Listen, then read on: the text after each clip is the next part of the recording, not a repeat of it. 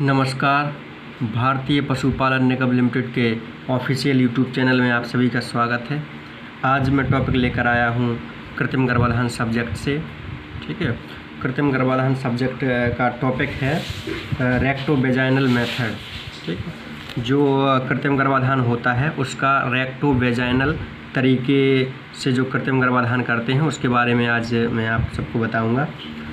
तो यह तरीका जो होता है कृत्रिम गर्भाधान का रेक्टोवेजाइनल तरीका, इसमें जो तरीका है सबसे अधिक सरल तथा सबसे अधिक प्रचलित तरीका है और इसे कोई भी व्यक्ति ट्रेनिंग लेकर टेक्नीशियन व वर्कर भी कर सकता है जिसे मादा जननांगों की जानकारी हो।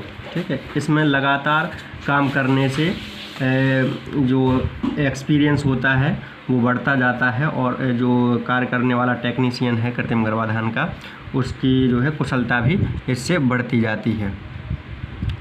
और इसके लिए जो गाय भैंस होती है उसमें जो कृत्रिम गर्भाधान किया जाता है वो खड़ी अवस्था में किया जाता है और कृत्रिम गर्भाधान को इंग्लिश में आर्टिफिशियल इंसेमिनेशन कहते हैं और इसको जो है एआई जो है शॉर्ट फॉर्म में इसको एआई कह सकते हैं, आर्टिफिशियल इंसेमिनेशन।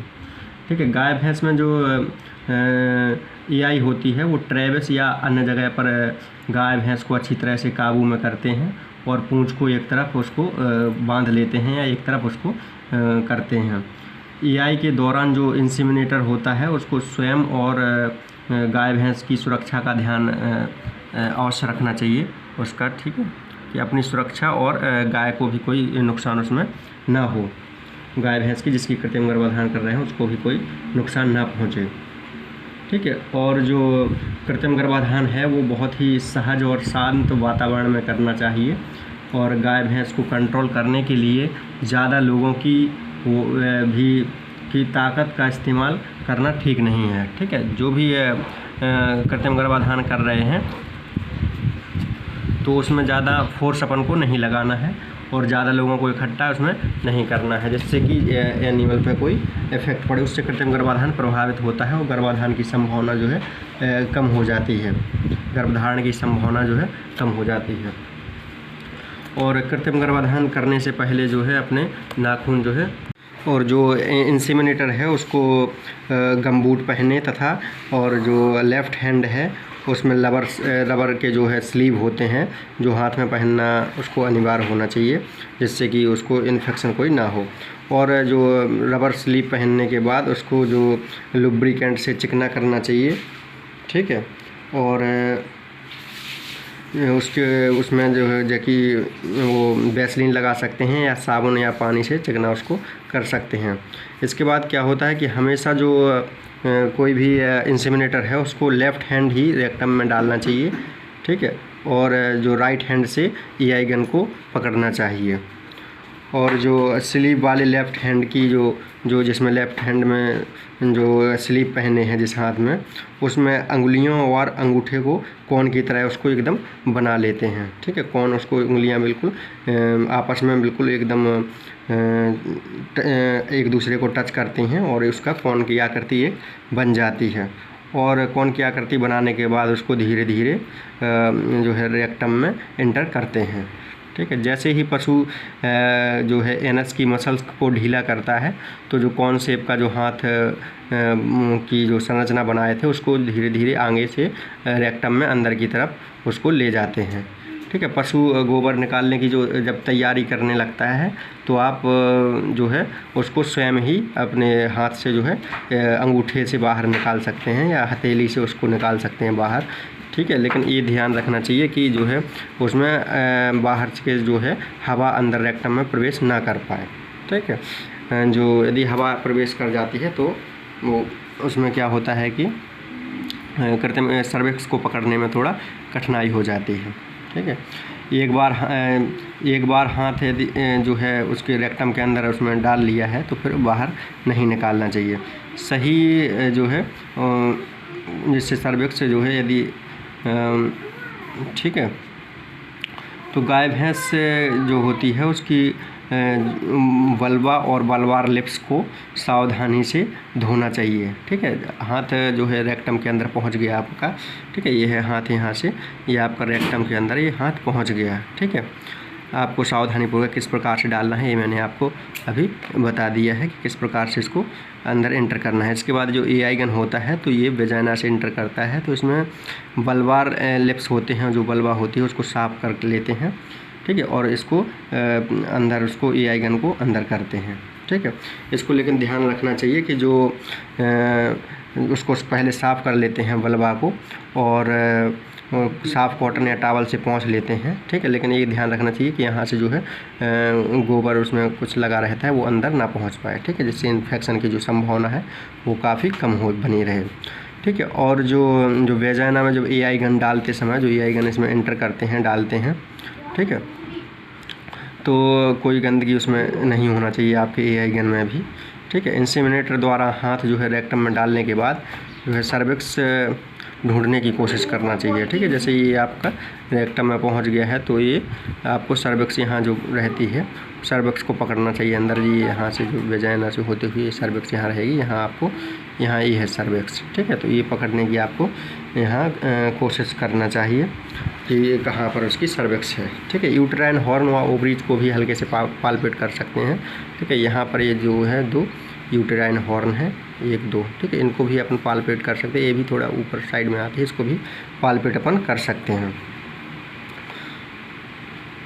ठीक है। ज़्यादा इसमें जो है प्रेशर इसमें नहीं लगाना चाहिए, ओवरी जो होती है इस पर ज़्यादा प्रेशर इसमें नहीं लगाना चाहिए, जिससे यदि क्योंकि क्या है कि इसमें रहते हैं ग्रेफियन फॉलिकल, ठीक है, तो उनके रप्चर होने की संभावना रहती है, तो उनको थोड़ा हल्के से पालपेट कर सकते हैं।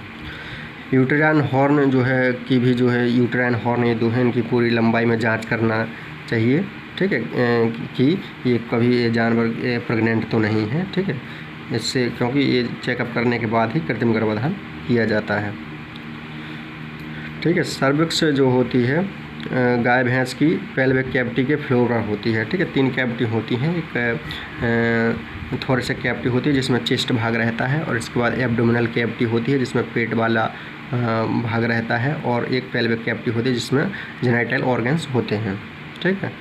तो जो सर्विक्स होती है और जेनिटल ऑर्गन्स होते हैं वो पेल्विक कैविटी के फ्लोर पर होते हैं, ठीक है। और जो यहाँ पर एक पेल्विक बोन होती है जो उभरी हुई रहती है, पेल्विक बोन के अगले सिरे के पास जो वहाँ पर सर्विक्स की पाई जाती है, ठीक है। कई बार जो क्या होता है कि हाथ रेक्टम में डालने पर गाय अपने रेक्टम को सिकोड़ने, जो रेक्टम वाला पोर्शन है इसको सिकोड़ देती है, ठीक है। रेक्टम जैसे हाथ डाला सिकोड़ देती है, ठीक है, और जो है रिप्रोडक्टिव जो ऑर्गन्स हैं उसको पीछे की ओर खींच लेती है, जिससे क्या होता है कि जो वेजाइना वाला भाग है उसमें फोल्डिंग आ जाती है, फोल्ड्स उसमें बढ़ जाते हैं, उसमें फोल्ड बन जाते हैं, जिससे एआई गन प्रवेश करने में बाधा उत्पन्न होती है, या एआई गन का जो टिप वाला होती है जो आगे वाला पोर्शन होता है एआई गन का वो उसमें फंस जाता है, और सर्विक्स में पास जो सर्विक्स होती है उसमें एआई गन को पास करने में थोड़ा दिक्कत आ जाती है।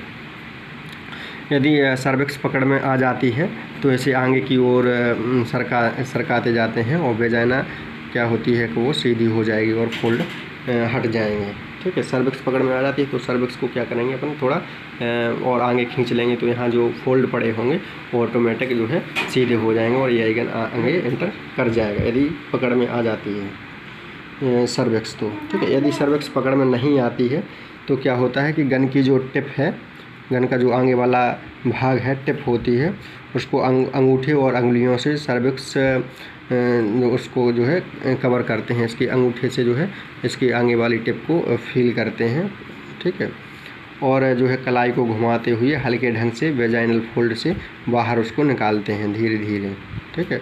इसके बाद गन को धीरे धीरे आगे इसको बढ़ाते जाते हैं, ठीक है। एक बार जब यह तय हो जाए कि सर्विक्स के सही भाग जो है हमने की पहचान हो चुकी है और उसको सही भाग उसका सर्विक्स का हमने पकड़ लिया है, ठीक है, और अंगूठे से जो है उसका सर्विक्स का छिद्र, उसमें सर्विक्स का जो छिद्र है उसका छिद्र भी उसमें देख लेते हैं, अंगूठे से फील कर लेते हैं, ठीक है। तब क्या करते हैं कि ये 45 अंश के एंगल से तिरछा रखते हुए वेजाइना में इसको डालते हैं, जिससे एआई गन मूत्र मार्ग में ना जा सके, ठीक है। एआई गन का अगला भाग जो होता है वेजाइना में हल्का प्रवेश करते ही, जैसे ही इसमें एंटर एआई गन इसमें एंटर करता है, पहले 45 के एंगल पे इस प्रकार से लेंगे।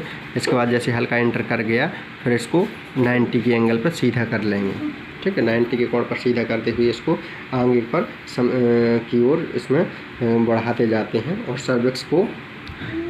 सर्विक्स के बीच के भाग से इसको पकड़े रहते हैं। ठीक है, फिर धीरे धीरे इसको एंटर करवा के यहाँ सर्विक्स के जहाँ अपना छिद्र फील किया था उसके अंदर एंटर करवा देते हैं, और या तो इसको सीमेन को मिड सर्विक्स में छोड़ देते हैं या फिर थोड़ा और आगे यूट्राइन बॉडी में इसको सीमेन को जो है एजाकुलेट इसमें छोड़ देते हैं। ठीक है, और तुरंत ही इसको बाहर इसको निकाल लेते हैं। ठीक है, तो इस प्रकार का ये जो कृत्रिम गर्भाधान का तरीका है, जो रेक्टो वेजाइनल तरीका है, जिसके बारे में मैंने अभी आपको बताया है।